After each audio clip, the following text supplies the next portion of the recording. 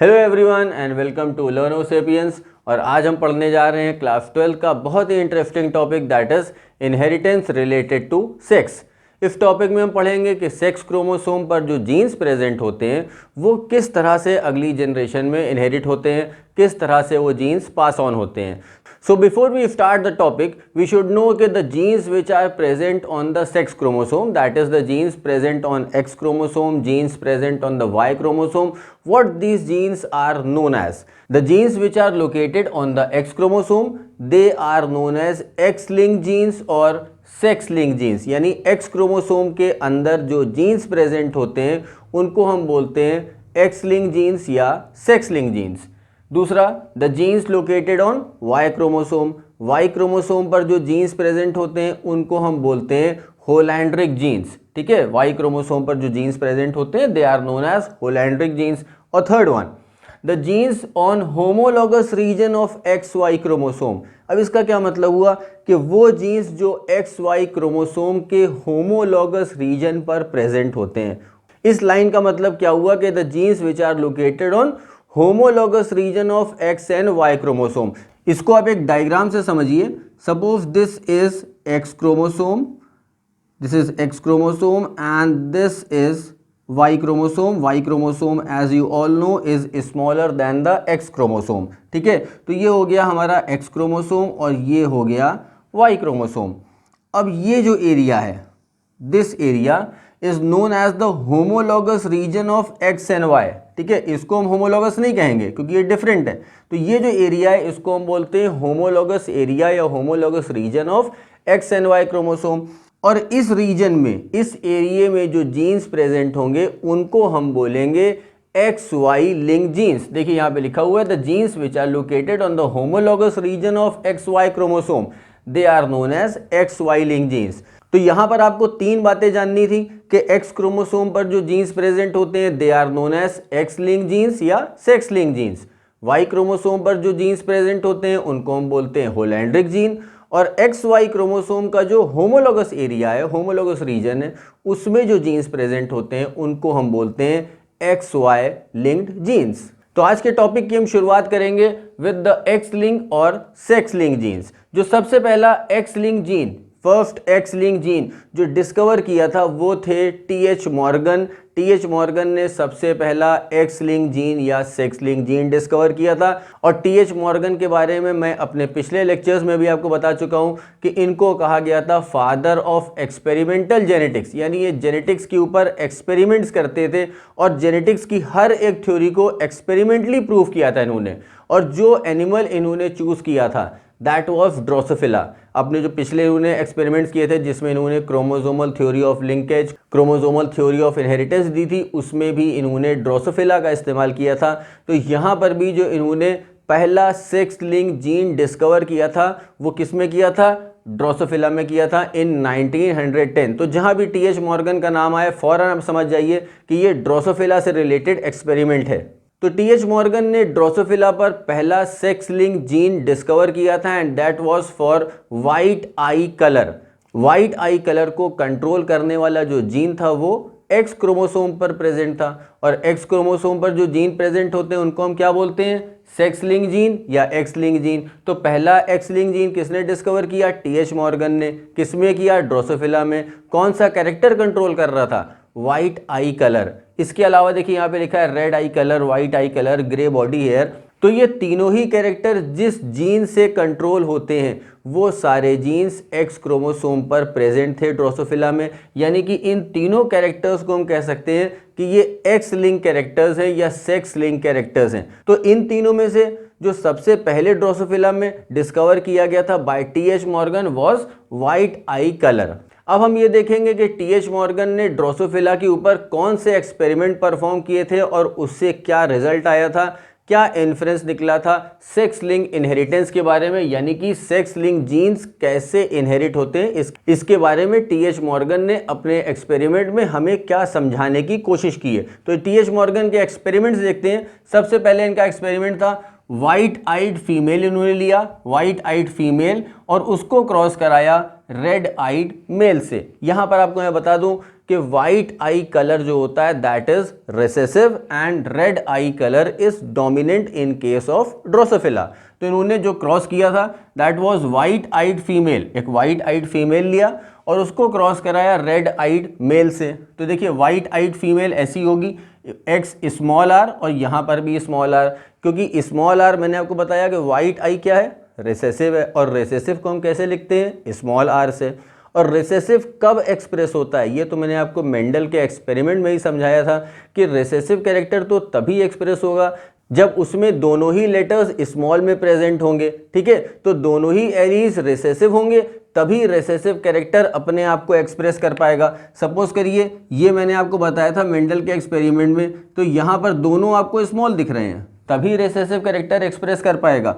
अगर एक ही recessive character है यानी एक रिसेसिव है और एक डोमिनेंट है तो यहाँ पर तो रिसेसिव कैरेक्टर एक्सप्रेस नहीं कर पाएगा। तो अगर रेड आई कलर एक्सप्रेस कराना है तो रेड आई कलर इससे एक्सप्रेस हो सकता है, रेड आई कलर इससे एक्सप्रेस हो सकता है, लेकिन अगर वाइट आई कलर हमको लेना है तो वो ऐसे एक्सप्रेस होगा। ठीक है, ये होगा वाइट आई। ठीक, तो ये white eye X small R ये हो गई वाइट आइड फीमेल ड्रोसोफिला। इसको क्रॉस कराया रेड आइड मेल से। ठीक है, एक्स कैपिटल आर वाई। अब देखिए यहाँ पे मैंने वाई के ऊपर कोई आर नहीं लिखा है, ना स्मॉल आर लिखा है और ना ही कैपिटल आर लिखा है। क्यों नहीं लिखा है, क्योंकि जो आई कलर है चाहे वो वाइट हो चाहे वो रेड हो, it is located on X chromosome. मैंने आपको बताया ये red eye colour, white eye colour या ग्रे बॉडी हेयर, देखिए यहाँ पर लिखे हुए हैं तीनों कैरेक्टर्स। ये तीनों कैरेक्टर्स सेक्स लिंक कैरेक्टर्स थे यानी कि एक्स क्रोमोसोम पर प्रेजेंट थे, इसीलिए वाई पर मैंने यहाँ पर कुछ भी नहीं लिखा है। ठीक है, अब इन दोनों का क्रॉस कराते हैं। तो यहाँ पे मैं लिख देता हूँ फीमेल वाले गैमीट्स यानी एक्स स्मॉल आर और एक्स स्मॉल आर।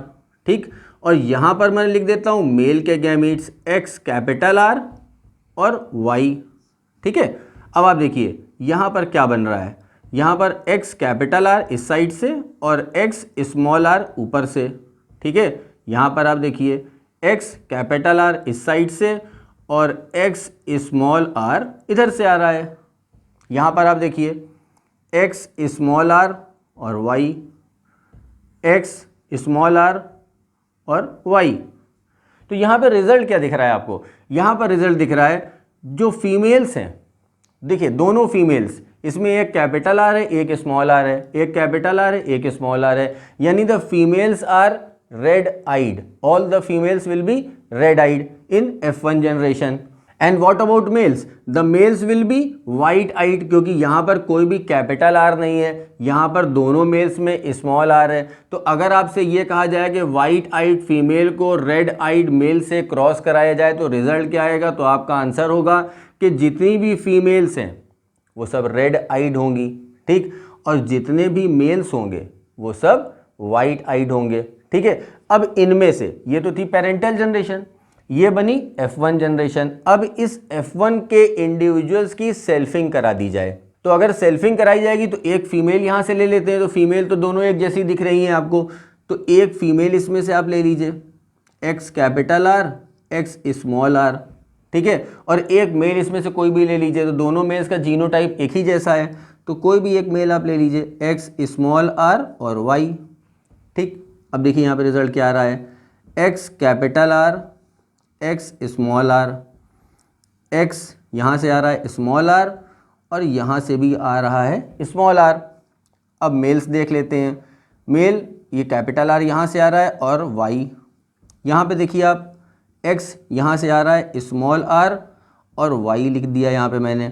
तो अब आप देखिए यहाँ पे रिजल्ट क्या आ रहा है, जो दो फीमेल्स बन रही हैं इसमें 50% female 50% females are red eyed and 50% females are white eyed. यहाँ पर आप देखिए 50% males are red eyed and 50% males are white eyed. अब इस रिजल्ट को मिलने के बाद, जब ये रिजल्ट टी.एच. मॉर्गन को मिल गया तो उन्होंने कराया रेसिप्रोकल क्रॉस। रेसिप्रोकल क्रॉस किसे कहते हैं कि जो कैरेक्टर हमने पहले क्रॉस में मेल में लिया था अब वो कैरेक्टर हम दूसरे क्रॉस में फीमेल में ले लेंगे। यानी कि हमने फीमेल अगर वाइट आइड लिए पहले क्रॉस में तो अगले क्रॉस में जो फीमेल है वो हम रेड आइड ले लेंगे। पहले क्रॉस में हमने मेल को लिया था रेड आइड, तो अगले क्रॉस में हम मेल को ले लेंगे वाइट आइड। तो जब कैरेक्टर्स हम रिवर्स कर देते हैं तो उसको हम बोलते हैं रेसिप्रोकल क्रॉस। तो अब टी.एच. मॉर्गन ने रेसिप्रोकल क्रॉस कराया। ठीक है, अब देखते हैं इस रेसिप्रोकल क्रॉस का रिजल्ट क्या आएगा और फिर दोनों को टैली करते हैं। इसको देखिए, यहाँ पे रेड आइड फीमेल है तो ये एक्स कैपिटल आर, ये रेड आइड फीमेल हो गई। मेल वाइट आइड है तो एक्स स्मॉल आर और वाई। रिजल्ट देखिए, X capital R, X small R, ये रेड आइड फीमेल हो गई। इसको आप देखिए, X capital R, X small R, ये भी रेड आइड फीमेल हो गई। एक्स ऊपर कैपिटल आर और वाई रेड आइड मेल। ये एक्स कैपिटल आर ऊपर से और यहाँ से, तो यहाँ पे क्या दिख रहा है, टोटल रेड दिख रहे हैं। यहाँ पे सबके सब रेड दिख रहे हैं। ठीक है, चाहे वो मेल हो चाहे फीमेल हो, सब रेड दिख रहे हैं। अब इसकी सेल्फिंग करा दी जाए, यानी इनमें से कोई भी एक फीमेल ले लीजिए और इसमें से कोई भी एक मेल ले लीजिए। तो दोनों फीमेल्स एक जैसी हैं, कोई भी एक फीमेल ले लेते हैं। एक्स कैपिटल आर और एक्स स्मॉल आर, ऐसी है ना female, X capital R, X small R, और मेल एक्स कैपिटल आर और वाई। अब आप देखिए यहाँ पे क्या रिजल्ट बन रहा है, X capital R, X capital R, ये कैसी फीमेल हुई, red eyed female. X capital R, X small R, ये कैसी फीमेल है, ये भी रेड आइड फीमेल है। फ़र्क क्या है, ये होमोजाइगस है, ये हेट्रोजाइगस है, लेकिन हैं दोनों ही रेड आइड। जो फिनोटाइपिक एक्सप्रेशन है यानी दिख कैसे रहे हैं तो जीन्स, अगर जीनोटाइप देखिएगा तो जीनोटाइप के हिसाब से ये आपको दिखेगा होमोजाइगस और ये दिख रहा है हेट्रोजाइगस। लेकिन हम यहाँ पर बात कर रहे हैं दिख कैसे रहे हैं, यानी कि फिनोटाइप कैसा है। तो फिनोटाइप तो दोनों ही रेड है। अब देखिए यहाँ पर males X capital R Y, यानी मेल रेड है। यहाँ पर आप देखिए male X small R Y, यहाँ पर मेल वाइट है। तो इस वाले रिजल्ट में आपको क्या ऑब्जर्वेशन दिख रहा है, फीमेल्स जितनी हैं, जितनी भी फीमेल्स हैं वो सब रेड हैं, रेड आइड हैं। मेल्स क्या हैं, मेल्स 50% रेड हैं और 50% वाइट हैं। दो मेल बन रहे हैं ना, तो एक मेल देखिए आप रेड आइड है और ये वाला मेल वाइट आइड है। ठीक, अब इन दोनों क्रॉस को कराने का टी.एच. मॉर्गन का मोटिव क्या था, क्या रिजल्ट वो ऑब्टेन करना चाह रहे थे, हमको क्या समझाना चाह रहे थे इन दोनों क्रॉसेस से, वो अब समझते हैं। देखिए यहाँ पर वाइट आइड मैंने आपको बताया था ये रिसेसिव कैरेक्टर है जो कि एक्स क्रोमोसोम पर प्रेजेंट होता है। रेड आइड डोमिनेंट कैरेक्टर है जो कि एक्स क्रोमोसोम पर प्रेजेंट होता है। ठीक है, इस बात को ध्यान में रख के अब इन क्रॉसेस की मैं एक बार फिर से स्टडी करता हूं और फिर आपको रिजल्ट, इनके कंक्लूजन बताऊंगा कि टी.एच. मॉर्गन ने सेक्स लिंक इनहेरिटेंस को इन दोनों क्रॉसेस से किस तरह से हमें समझाया है। तो देखिए, ये तो है पेरेंटल जनरेशन, ये है F1 जनरेशन और ये है F2 जनरेशन। ठीक, पेरेंटल जनरेशन में आपको रेसेसिव कैरेक्टर दिख रहा है, रेसेसिव मीन्स वाइट, तो पेरेंटल जनरेशन में हमको रेसेसिव कैरेक्टर दिख रहा है, वाइट कैरेक्टर दिख रहा है। यहाँ पर आप देखिए F1 जनरेशन, यहाँ पर कहीं वाइट दिख रहा है, यस वाइट दिख रहे हैं, दो वाइट दिख रहे हैं, ये मेल्स वाइट हैं, फीमेल्स तो रेड है लेकिन मेल्स आर वाइट। तो ओवरऑल अगर हम ये कहें कि क्या F1 जनरेशन में रेसेसिव कैरेक्टर दिख रहा है, यस दिख रहा है, यहाँ पर प्रेजेंट है, फिनोटाइपिक एक्सप्रेशन है तो ये वाइट आइड है, यहाँ पर प्रेजेंट है, दिख नहीं रहा है। But we are not concerned with the genotype, we are concerned with the phenotypic expression के दिख क्या रहा है। तो यहाँ पर पेरेंटल जनरेशन में वाइट कैरेक्टर दिख रहा था, यानी वाइट आई दिख रही थी ड्रोसोफिला में, यहाँ पर भी वाइट आई दिख रही है। अब यहाँ पर देखते हैं, क्या यहाँ पर हमें वाइट आई दिख रही है, यस, एक फीमेल यहाँ पर वाइट आइड है और एक मेल यहाँ पर वाइट आइड है। ठीक है, अब इधर कंपेयर करते हैं कि यहाँ पर हमें कैसे फिनोटाइपिक एक्सप्रेशन दिख रहे हैं। यहाँ पर आप देखिए F1 जनरेशन में वाइट यानी रिसेसिव कैरेक्टर दिख रहा है, F2 जनरेशन है, मैंने यहाँ पे पहले ही लिख दिया है कि सभी के सब रेड हैं, means females and males both are red eyed. तो F1 जनरेशन में हमको वाइट कलर की आई वाली ड्रोसोफिला नहीं दिख रही है। यहाँ पर देखते हैं F2 जनरेशन में, F2 जनरेशन में क्या वाइट आइड दिख रहा है, फीमेल में तो कोई वाइट आइड नहीं दिख रही है, सभी रेड आइड है। मेल्स में आप देखिए, मेल्स में वाइट आइड दिख रही है। ठीक, तो अब इन दोनों क्रॉसेस का हम कंक्लूजन निकालते हैं। जब रिसेसिव कैरेक्टर, अब आया मेन पॉइंट, जब रिसेसिव कैरेक्टर फीमेल में प्रेजेंट होता है, पे अटेंशन, जब रिसेसिव कैरेक्टर फीमेल में प्रेजेंट होता है, रिसेसिव कैरेक्टर फीमेल में प्रेजेंट होता है, तब क्या होता है, तब F1 जनरेशन में, F2 जनरेशन में, यानी कि हर जनरेशन में वो रिसेसिव कैरेक्टर दिखाई पड़ता है, एक्सप्रेस होता है, दिखाई पड़ता है। जब रिसेसिव कैरेक्टर कहाँ होता है, फीमेल में प्रेजेंट होता है। ठीक है, तो जब भी रिसेसिव कैरेक्टर फीमेल में एक्सप्रेस होगा, प्रेजेंट भी है और एक्सप्रेस भी हो रहा है। देखिए यहाँ पर प्रेजेंट है लेकिन एक्सप्रेस नहीं हो रहा है, तो मेन पॉइंट क्या है, प्रेजेंट भी होना है और एक्सप्रेस भी होना है। तो जब रिसेसिव कैरेक्टर फीमेल में, रिसेसिव कैरेक्टर मैं बार बार रिपीट कर रहा हूं, रिसेसिव कैरेक्टर जब भी फीमेल में प्रेजेंट होगा और एक्सप्रेस करेगा तो F1 जनरेशन, F2 जनरेशन और उसके बाद की जितनी भी जनरेशन है सब में हमें वो रिसेसिव कैरेक्टर दिखाई पड़ेगा, चाहे कम इंडिविजुअल में दिखाई पड़े चाहे ज़्यादा इंडिविजुअल में दिखाई पड़े, हर जगह हमको वो रिसेसिव कैरेक्टर हर जनरेशन में दिखाई पड़ेगा जब फीमेल में वो रिसेसिव कैरेक्टर प्रेजेंट होगा और एक्सप्रेस हो रहा होगा। ठीक, नाउ द सेकेंड केस, यहाँ पर recessive character is present in males, white eyed male, तो रिसेसिव कैरेक्टर यहाँ कहाँ प्रेजेंट है, मेल्स में प्रेजेंट है। तो जब भी रिसेसिव कैरेक्टर मेल में प्रेजेंट होगा तो F1 जनरेशन में वो रिसेसिव कैरेक्टर दिखाई नहीं पड़ेगा। F1 जनरेशन में वो रिसेसिव कैरेक्टर होगा, तो देखिए यहाँ पर प्रेजेंट तो है बट अपने आप को एक्सप्रेस नहीं कर पा रहा है। तो यहाँ पर हम ये कह रहे हैं कि वो दिखाई नहीं पड़ेगा क्योंकि जितनी भी ड्रोसोफिला यहाँ पे बन रही थी सब रेड आई ड्रोसोफिला थी। तो यहाँ पर आप ये समझिए कि जब भी रिसेसिव कैरेक्टर मेल में प्रेजेंट होगा तो F1 जनरेशन में वो एक्सप्रेस नहीं करेगा, F2 जनरेशन में एक्सप्रेस करेगा, एक जनरेशन छोड़ के एक्सप्रेस करेगा। और इसी एक जनरेशन छोड़कर एक्सप्रेस करने के कैरेक्टरिस्टिक को हम बोलते हैं criss cross inheritance. Criss cross inheritance का मतलब कि जो कैरेक्टर है वो एक जनरेशन छोड़कर एक्सप्रेस हो रहा है। यही चीज़ टी.एच. मॉर्गन को समझाना था अपने इन दोनों सेटअप से कि अगर रिसेसिव कैरेक्टर फीमेल में प्रेजेंट है तो वो हर जनरेशन में एक्सप्रेस होगा और अगर रिसेसिव कैरेक्टर मेल्स में प्रेजेंट है तो वो एक जनरेशन छोड़कर एक्सप्रेस होगा, यानी it will show criss cross inheritance.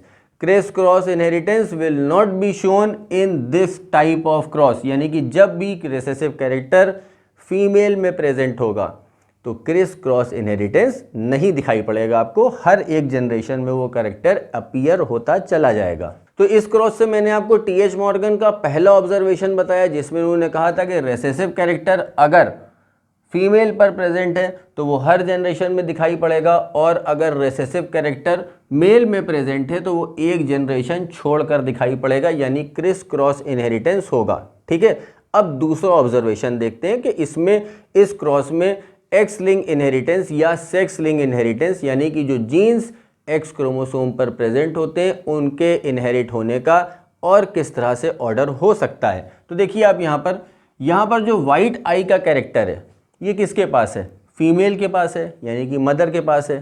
ठीक, तो जो वाइट आई का कैरेक्टर जो मदर के पास है, फादर के पास नहीं है, फादर तो रेड आइड है। ठीक है, तो वाइट आइड फीमेल है। यहाँ पर आप देखिए वाइट आइड फीमेल अगर है तो वो अपनी वाइट आई का जो फीचर है यानी स्मॉल आर वो किसको किसको दे रही है, वो फीमेल अगली जनरेशन में ये स्मॉल आर कहाँ कहाँ जा रहा है। देखिए आप स्मॉल आर यहाँ भी है, स्मॉल आर यहाँ भी है, यहाँ भी है, यहाँ भी है, स्मॉल आर सबके पास है। ठीक है, और इन कॉन्ट्रास्ट आप यहाँ पर देखिए, यहाँ पर वाइट आई का कैरेक्टर किसके पास है, मेल के पास है, यानी फादर के पास है। तो ये फादर के पास जो स्मॉल आर है वो कहाँ कहाँ जा रहा है, फादर के पास जो स्मॉल आर है वो यहाँ पर है और यहाँ पर है, यहाँ पर तो नहीं है ना। ठीक है, तो अब आप वापस आइए इसको, यहाँ पर देखिए जो स्मॉल आर यानी वाइट आई का कैरेक्टर था वो कहाँ कहाँ डिस्ट्रीब्यूट हो रहा है। अब मैं यहाँ फिनोटाइप की बात नहीं कर रहा हूँ कि दिख कैसा रहा है, अब मैं ये बात कर रहा हूँ कि ये जो स्मॉल आर है यानी कि वाइट आई का कैरेक्टर है ये अगर फीमेल के पास है तो ये कहाँ कहाँ जा रहा है, ये फीमेल किसको किसको ये वाइट आई का कैरेक्टर दे रही है।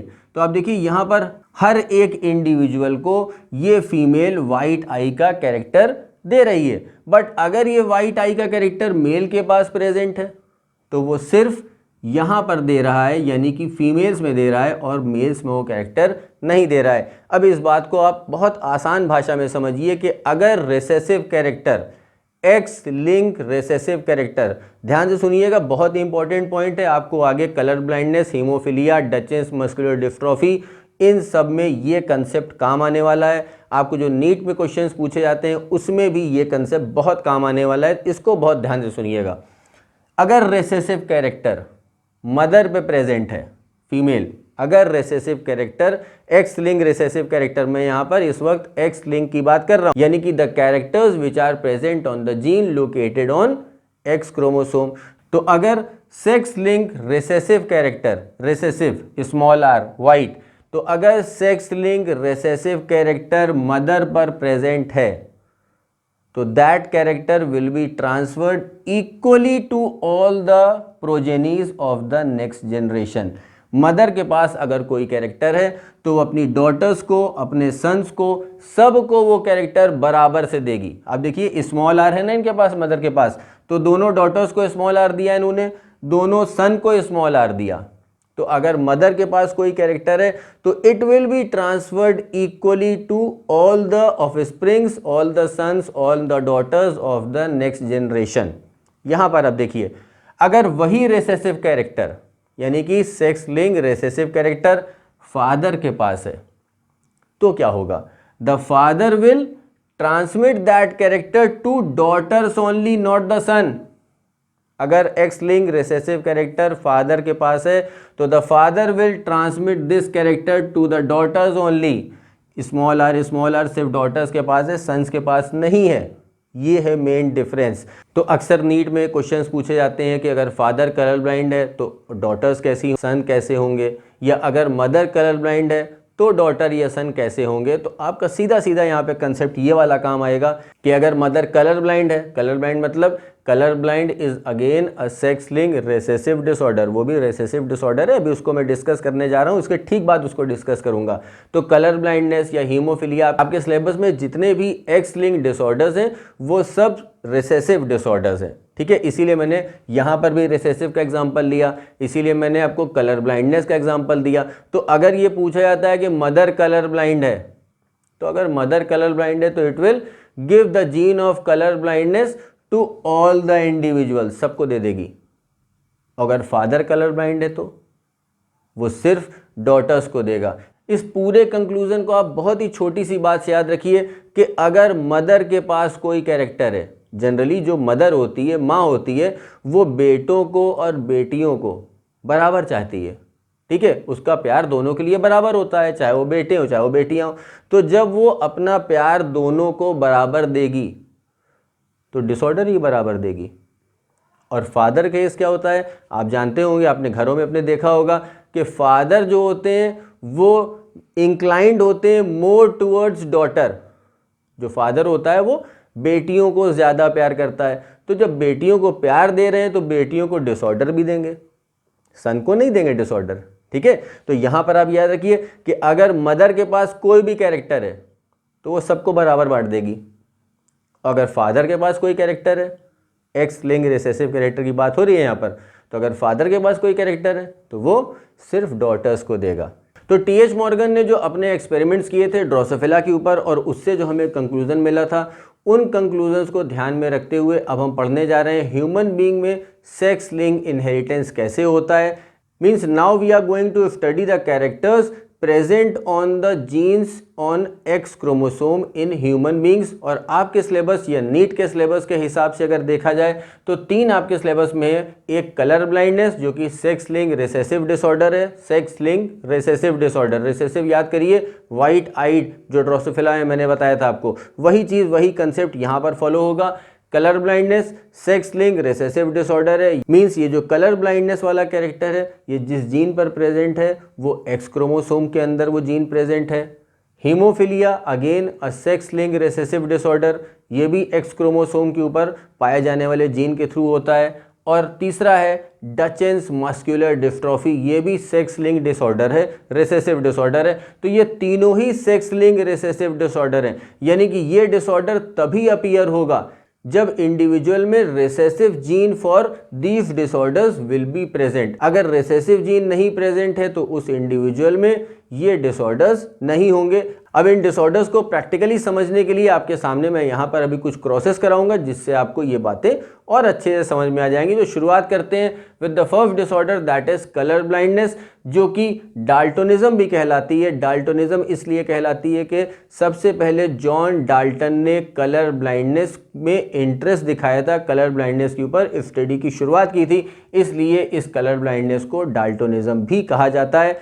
कलर ब्लाइंडनेस का टेस्ट, ये नाम याद रखिएगा, नीट में बहुत पूछा जाता है, Ishihara test. Ishihara test 12th class में तो नहीं पूछा जाता, लेकिन नीट में बहुत पूछा जाता है कि कलर ब्लाइंडनेस का कौन सा टेस्ट होता है। इशिहारा टेस्ट, ये शिनोबो इशिहारा, एक जापानीज साइंटिस्ट, उनके नाम के बाद ये पढ़ा है। शिनोबो इशिहारा एक ऑप्थेल्मोलॉजिस्ट थे, उनके नाम पर ये इशिहारा टेस्ट पड़ा है, the test for colour blindness. तो अब हम देखते हैं कलर ब्लाइंडनेस के इनहेरिटेंस का ह्यूमन बीइंग में क्या पैटर्न है। क्लियर? बट कलर ब्लाइंडनेस का पैटर्न समझने से पहले आपको 2-3 चीज़ें, जो बेसिक चीज़ें हैं, वो बताना ज़रूरी है, जिसको अगर आप समझ लेंगे तो आपको वो पैटर्न बनाने बहुत आसान हो जाएंगे। आपको कलर ब्लाइंडनेस, हीमोफिलिया या डचेन मस्कुलर डिस्ट्रॉफी के ऊपर अगर कोई क्वेश्चन आता है तो उसको सॉल्व करने में बहुत आसानी होगी। तो देखते हैं, सपोज करिए एक फीमेल है जिसका जीनोटाइप है XC और XC, ठीक है। एक और फीमेल ले लेते हैं जिसका जीनोटाइप है XC और दूसरे X पर कुछ नहीं है। एक मेल ले लेते हैं जिसमें एक है XC और Y। एक और मेल ले लेते हैं जिसमें कि सिर्फ X और Y लिखा हुआ है।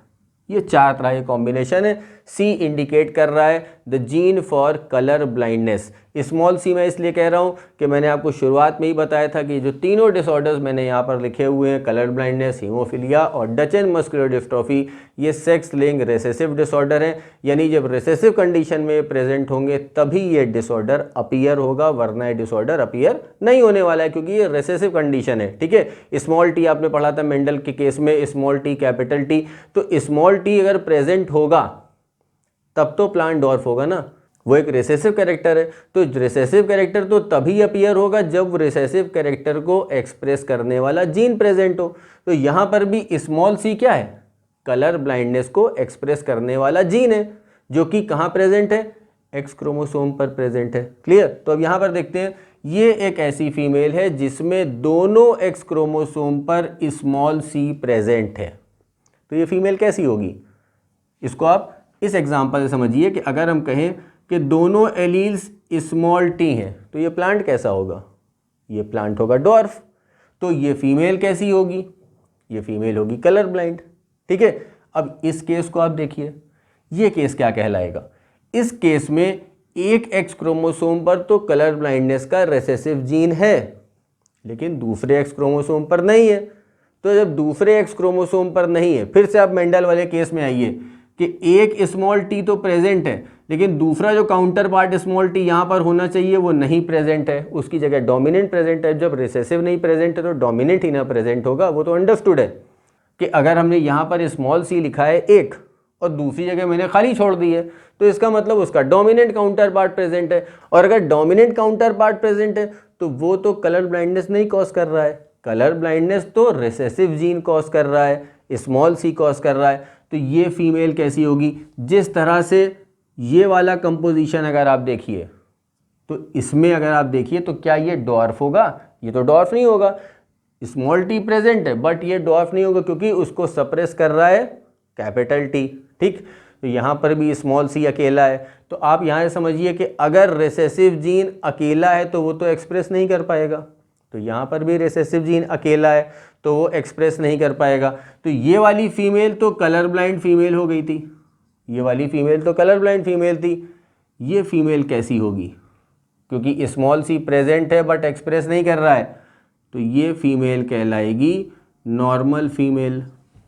बट यहाँ पर जो समझने वाली बात है कि ये फीमेल दिख तो नॉर्मल रही है, यानी कि ये कलर ब्लाइंड नहीं है, ये फीमेल नॉर्मल फीमेल है, कलर ब्लाइंड फीमेल नहीं है। But this female can transmit the gene of colour blindness to the next generation.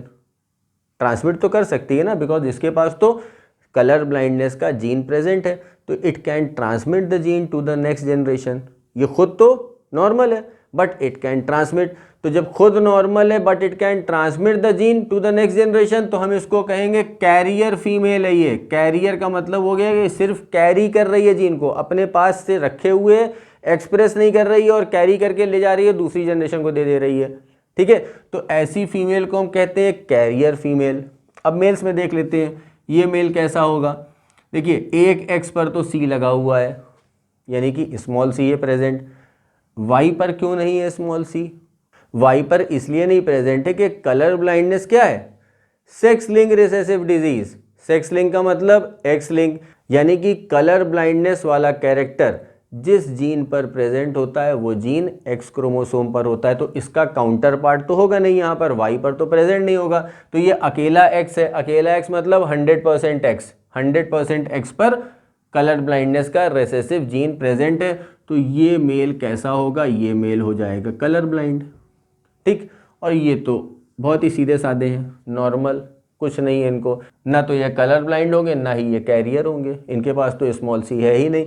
तो ये चार तरह की पॉसिबिलिटीज़ आप याद रखिएगा, और इन्हीं चारों पॉसिबिलिटीज़ को लेके अब मैं यहाँ पर क्रॉस करने जा रहा हूँ। और यहाँ पर आपको ये समझ में आएगा कि टी.एच. मॉर्गन ने जो ड्रोसोफिला के ऊपर एक्सपेरिमेंट किया था, जो क्रॉस किया था, वो 100% एक्यूरेट क्रॉसेस थे। तो अब कुछ क्रॉसेस कर लेते हैं जिससे हमें ये पता चल जाए कि कलर ब्लाइंडनेस जो एक रेसेसिव डिसऑर्डर है उसके इनहेरिट होने का, पास ऑन होने का क्या ऑर्डर है, किस तरह से वो पास ऑन होता है इन नेक्स्ट जनरेशंस। तो सबसे पहला केस हम यहाँ पर लेते हैं कि मान लेते हैं हम कि मदर जो है शी इज़ कैरियर, यानी mother is carrier, carrier female, और जो फादर है ही इज़ नॉर्मल, फादर जो है नॉर्मल है, यानी मेल यहाँ पर नॉर्मल है। और इन दोनों का क्रॉस करा के देखते हैं कि क्या रिजल्ट आता है। तो अगर कैरियर फीमेल है, मैंने आपको भी थोड़ी देर पहले बताया है कि कैरियर फीमेल इस तरह से लिखी जाएगी, यानी कि उसके एक एक्स क्रोमोसोम पर कलर ब्लाइंडनेस का जीन प्रेजेंट होगा, और अगर मेल नॉर्मल है तो उसमें तो सी प्रेजेंट ही नहीं होगा। ठीक है, अब इनका क्रॉस करा के देखते हैं। मदर के गैमीट्स मैं यहाँ पर लिख देता हूँ एक्स स्मॉल सी, और ये एक्स पर कोई कलर ब्लाइंडनेस का जीन प्रेजेंट नहीं है। फादर एक्स वाई, यानी कि नॉर्मल है फादर। अब रिजल्ट देखते हैं यहाँ पे, daughter, this daughter will be carrier but not colour blind. Colour blind नहीं होगी यहाँ पे, कलर ब्लाइंड कब होगा? जब दोनों एक्स पर स्मॉल सी प्रेजेंट हो। तो ये कैरियर फीमेल हो जाएगी। इस फीमेल को देखते हैं, ये फीमेल तो नॉर्मल है, mail x C Y, mail कैसा हो गया? कलर ब्लाइंड हो गया। यहाँ पर देखते हैं मेल, मेल यहाँ पर नॉर्मल है। क्लियर? अब आप इस रिजल्ट को, अभी मैं आगे नहीं बढ़ रहा हूँ, मैं यहीं पर इस रिजल्ट को आपको समझा दूँ टी.एच. मॉर्गन के ड्रोसोफिला वाले एक्सपेरिमेंट का रेफरेंस लेकर। वहाँ पर मैंने आपको बताया था कि अगर मदर के ऊपर कोई डिसऑर्डर प्रेजेंट है, एक्स क्रोमोसोम पे मदर पे कोई डिसऑर्डर प्रेजेंट है, यानी कि सेक्स लिंक क्रोमोसोम, यानी कि सेक्स लिंक डिसऑर्डर प्रेजेंट है, तो mother will pass on the disorder equally to the sons and daughters. Mother जो है वो सबको बराबर से वो डिसऑर्डर पास ऑन कर देगी। तो आप देखिए यहाँ पर दो डॉटर हैं, 50% डॉटर्स में कलर ब्लाइंडनेस का जीन गया है और 50% में कलर ब्लाइंडनेस का जीन नहीं गया है। यहाँ पर आप देखिए सन में 50% सन में कलर ब्लाइंडनेस का जीन गया है और 50% में कलर ब्लाइंडनेस का जीन नहीं गया है। ठीक है, तो ये तो टी.एच. मॉर्गन का जो मैंने कंक्लूजन बताया था उसको एग्जैक्टली फॉलो कर रहा है कि मदर के पास अगर कोई डिसऑर्डर होगा तो वो इक्वली अगली जनरेशन में सन्स और डॉटर को पास ऑन हो जाएगा। 50% daughters and 50% son will have this gene. अब इस क्रॉस को थोड़ा सा और आगे बढ़ाते हैं। सपोज करिए ये जो फीमेल है, ये कैसी है? देखने में तो ये नॉर्मल है ना, देखने में ये कलर ब्लाइंड नहीं है, but she is a carrier. जिस तरह से मदर कैरियर थी उसी तरह से ये भी कैरियर है, यानी कि ये कलर ब्लाइंड तो नहीं है। अब देखिए आगे, सपोज करिए ये जो कलर ब्लाइंड फीमेल है, ये वाली डॉटर जो है, ये कलर ब्लाइंड डॉटर, इसको मैं यहाँ पे बना देता हूँ। ये जो कलर ब्लाइंड डॉटर है, she got married to a normal male, then what is the result? X C X, again X X normal, X C Y, X Y. अब आप ये सोच रहे होंगे कि सेम टू सेम मैंने क्यों बना रखा है, यहाँ भी एक्स सी एक्स, यहाँ भी एक्स सी एक्स, यहाँ एक्स वाई, यहाँ भी एक्स वाई, तो 2 बार क्यों बना दिया मैंने एक ही चीज़ को। इस 2 बार के बनाने के पीछे एक वजह है। वो वजह क्या है अब समझिए आप। इस जनरेशन में आप देखिए, यहाँ पर आप देखिए, तो इस जनरेशन में कलर ब्लाइंड कौन है? कलर ब्लाइंड ये है मेल। फीमेल कोई कलर ब्लाइंड दिख रही है? दिख तो कोई नहीं रही है ना, ये तो कैरियर है, यानी कि ये नॉर्मल फीमेल है, but she is having the gene for colour blindness. तो ये फीमेल यहाँ पे नॉर्मल है, यहाँ पे ये मेल नॉर्मल है, तो 50% मेल जो है वो कलर ब्लाइंड है। ठीक, अब यहाँ पर देखिए, ये जो फीमेल है, she got married to a normal male, and again इसका जो ये सन है, ये कैसा है? ये है कलर ब्लाइंड। तो ये सन क्या कहेगा? ये सन कहेगा कि मेरे फादर और मेरे मदर दोनों ही नॉर्मल है, क्योंकि ये मदर तो कैरियर है ना, कलर ब्लाइंड तो नहीं है। तो ये सन कहेगा मेरे मदर और मेरे फादर दोनों ही देखने में नॉर्मल हैं, तो मैं कलर ब्लाइंड कैसे हो गया? तो इस क्वेश्चन का आंसर ढूंढने के लिए ये एक जनरेशन पीछे जाएगा। अब जब ये एक जनरेशन पीछे जाएगा अपने इस क्वेश्चन का आंसर ढूंढने के लिए कि मेरे मदर मेरे फादर दोनों ही नॉर्मल हैं, तो मैं कलर ब्लाइंड कैसे हो गया? अब जब वो पीछे जाएगा एक जनरेशन पीछे और देखेगा वहाँ पर कि एक जनरेशन पीछे यहाँ पर तो एक कलर ब्लाइंड मेल था, और ये कलर ब्लाइंड मेल है कौन? ये जो फीमेल है इनका भाई, ये जो फीमेल है इन्हीं का भाई है ना, यानी इस मेल का ये जो लड़का है इसका कौन हुआ? ये मामा। समझ में आ रहा है ना? इस फीमेल के ये भाई कलर ब्लाइंड, ये फीमेल का ये बेटा, इस फीमेल का ये बेटा है, तो ये इनकी मम्मी, मम्मी ये हैं, ये इनका भाई, मम्मी का भाई मामा। तो ये लड़का क्या कहेगा? अच्छा अब समझ में आया, मेरे मदर मेरे फादर दोनों नॉर्मल हैं, यानी मुझे कलर ब्लाइंडनेस का कैरेक्टर कहाँ से मिला? मामा से मिला। और मामा को कहाँ से मिला? मामा तो ढूंढते ही रह जाएंगे कहाँ से मिला, क्योंकि एक जनरेशन पीछे अगर आप जाइए तो फिर यहाँ पे सब कुछ नॉर्मल दिख रहा है, तो मामा सोचेंगे कि हमारी पीछे की जनरेशन यानी हमारे माँ बाप भी नॉर्मल है, तो हमको कलर ब्लाइंडनेस कहाँ से मिला? डेफिनेटली इनको इनसे पहले वाली जनरेशन से ये कैरेक्टर मिलेगा। तो ये वाला क्रॉस आपको समझ में आया, जिसमें हमने कैरियर फीमेल लिया था और नॉर्मल मेल लिया था। अब मैं थोड़ा सा और आगे बढ़ता हूँ, यहाँ पे मैं सेकंड केस ले लेता हूँ, कलर ब्लाइंड फीमेल, यानी जो मदर है वो कलर ब्लाइंड है। तो कलर ब्लाइंड मदर कैसी दिखेगी? एक्स सी और एक्स सी, यानी कि इसके दोनों एक्स क्रोमोसोम पे कलर ब्लाइंडनेस का जीन प्रेजेंट है, and now she will be crossed with a normal male. Normal male तो एक्स वाई होगा, ये नॉर्मल मेल हो गया। तो अब इसका क्रॉस करा के देख लेते हैं, एक्स सी। इधर देखिए आप, फादर तो नॉर्मल है, फादर नॉर्मल है। अब आप देखिए यहाँ पर क्या दिख रहा है, ये डॉटर इससे बनी कैरियर, ये डॉटर देख लेते हैं, ये भी कैरियर। सन, ये तो गए कलर ब्लाइंड हो गए, ये वाला सन, ये भी कलर ब्लाइंड हो गया। तो अगेन फिर से आप टी.एच. मॉर्गन की थ्योरी याद करिए। टी.एच. मॉर्गन ने क्या कहा था? ड्रोसोफिला के एक्सपेरिमेंट में क्या चीज़ कंक्लूड की थी उन्होंने? कि अगर कोई कैरेक्टर सेक्स लिंक कैरेक्टर, यानी कि एक्स क्रोमोसोम पे पाया जाने वाला कैरेक्टर मदर पे प्रेजेंट है, या सीधे सीधे कहें कि अगर कोई सेक्स लिंक डिसऑर्डर मदर पर प्रेजेंट है, तो that disorder will be equally shared by sons and daughters. जैसे कि यहाँ पर अगर एक लड़की, 2 लड़कियों में से एक लड़की को कलर ब्लाइंडनेस का जीन जा रहा है, तो 2 लड़कों में भी एक लड़के को कलर ब्लाइंडनेस का जीन जा रहा है, यानी 50-50% इक्वल शेयर। ऐसा नहीं है कि कलर ब्लाइंडनेस का जीन लड़कियों में दोनों में प्रेजेंट है और सन्स में लड़कों में एक ही में प्रेजेंट है, बराबर शेयर जा रहा है। माँ है ना, बराबर प्यार कर रही है, डिसऑर्डर भी बराबर से ले जाओ। यहाँ पर आप देखिए, यहाँ पर जो कलर ब्लाइंडनेस का कैरेक्टर है वो कहाँ से आ रहा है? मदर से आ रहा है, फादर तो नॉर्मल है। तो अब मदर क्या कर रही है? सबको बराबर दे रही है, सबको बराबर से दे रही है, इनको भी, इनको भी, इनको भी, इनको भी, सब जगह सी चला गया, एक एक सी सब जगह चला गया।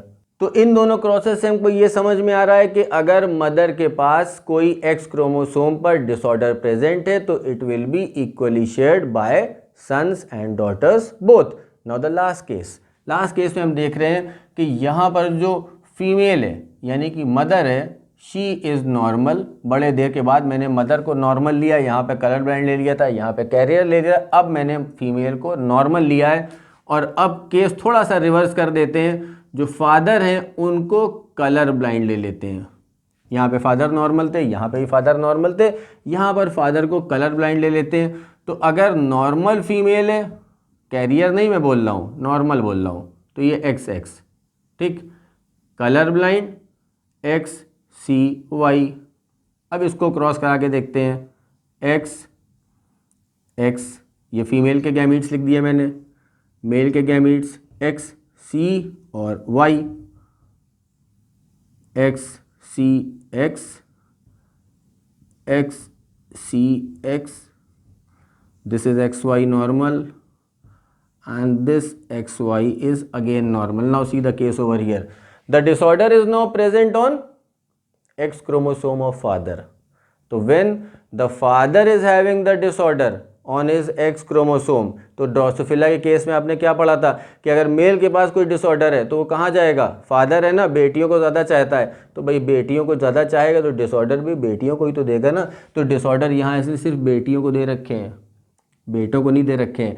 यानी कि sex linked disorder will never be inherited from father to son. ये लाइन याद रखिएगा, the sex linked disorder will never be transmitted from father to सन।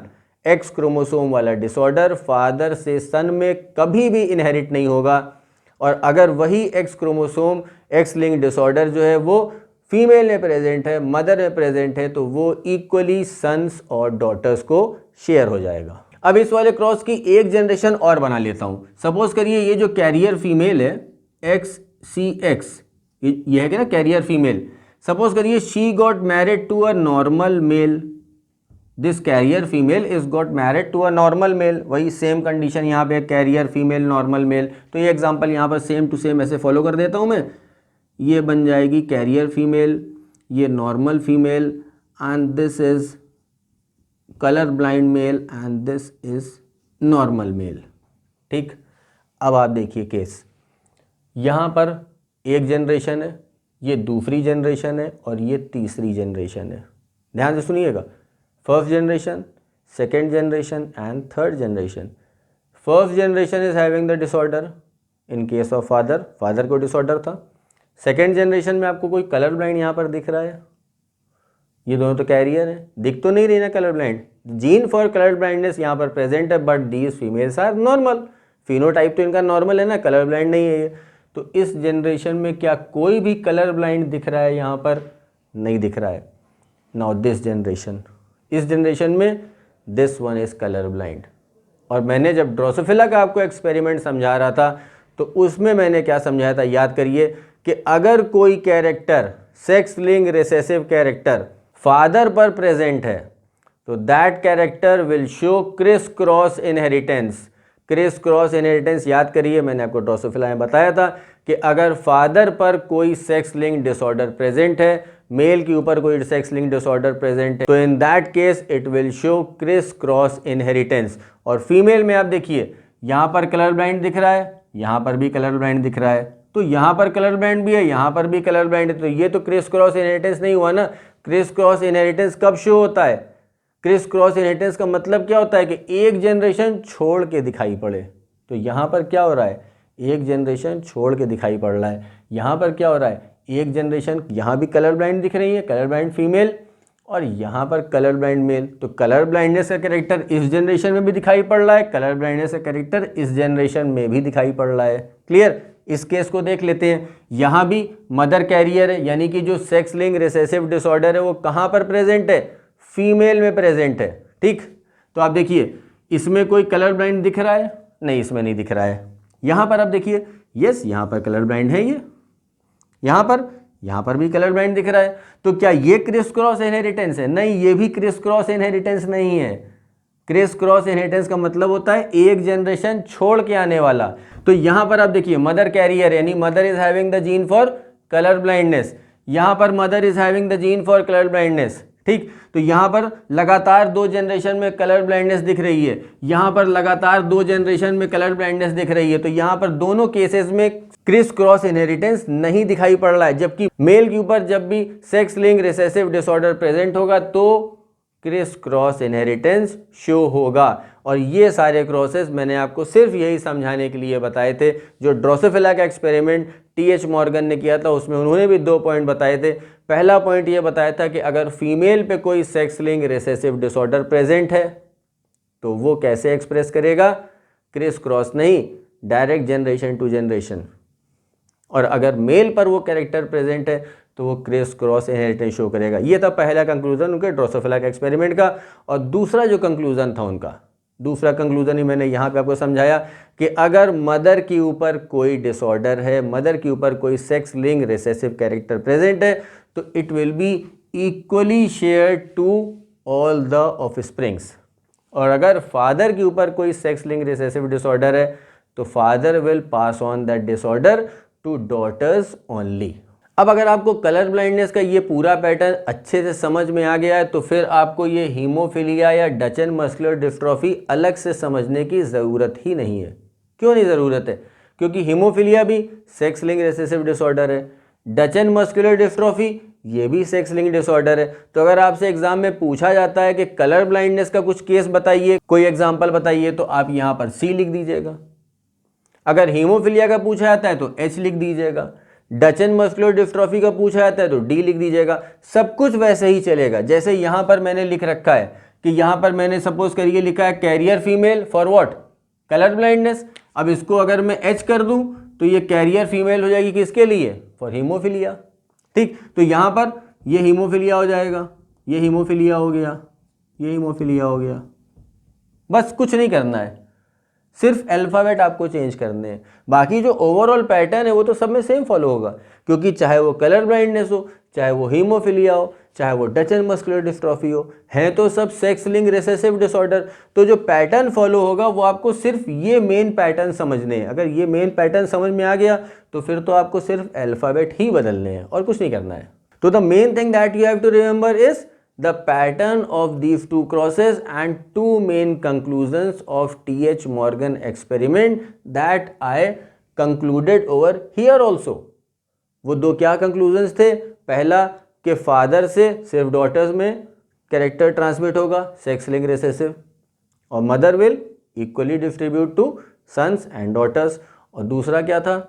दूसरा ये था कि अगर फादर के ऊपर कोई सेक्स लिंक रिसेसिव डिसऑर्डर है तो वो सिर्फ क्रिस क्रॉस इनहेरिटेंस शो करेगा, जबकि फीमेल्स में क्रिस क्रॉस इनहेरिटेंस नहीं शो होगा। बस इतना ही याद रखना है। उसके अलावा आपको सिर्फ ये कुछ ज़रूरी पॉइंट्स हैं जो याद रखने हैं कि कलर ब्लाइंडनेस में क्या होता है। Colour blindness the person is unable to differentiate between 2 colours, suppose red green colour blindness, जहाँ पे उसको रेड और ग्रीन में डिफरेंशिएट नहीं कर पाता है वो। बाकी डाल्टोनिज्म इसे क्यों कहते हैं? क्योंकि इसको जॉर्ज डाल्टन ने सबसे पहले इंटरेस्ट दिखाया था, सबसे पहले स्टडी की थी कलर ब्लाइंडनेस के ऊपर। इशिहारा टेस्ट याद रखिएगा। इतनी चीज़ें आपको कलर ब्लाइंडनेस के बारे में मालूम होनी चाहिए। बाकी ये जो क्रॉसेस मैंने पूरे बना रखे हैं, these are common for colour blindness, haemophilia and Duchenne muscular dystrophy. Haemophilia के बारे में जो आपको अलग से थोड़ी जानकारी होनी चाहिए वो क्या है कि ये हीमोफिलिया जो है ये एक ब्लीड ऑफ डिजीज़ है। ब्लीड ऑफ डिजीज़ मतलब ये एक ऐसी सेक्स लिंक रिसेसिव डिजीज़ है जिसमें पर्सन को, जो अफेक्टेड पर्सन है, उसका ब्लड डिलेड क्लॉटिंग होता है। जो नॉर्मल क्लॉटिंग टाइम है वो 2 से 5 मिनट या 2 से 8 मिनट होता है, बट अगर किसी को हीमोफिलिया है तो उसका जो नॉर्मल क्लॉटिंग टाइम है वो 25 से 30 मिनट यानी हाफ एन आवर तक भी जा सकता है। तो इतनी देर तक उसका ब्लड बहता रहेगा, ब्लड लॉस हो सकता है और हो सकता है उसकी डेथ भी हो जाए अगर उसको प्रॉपर मेडिकल ट्रीटमेंट ना मिले।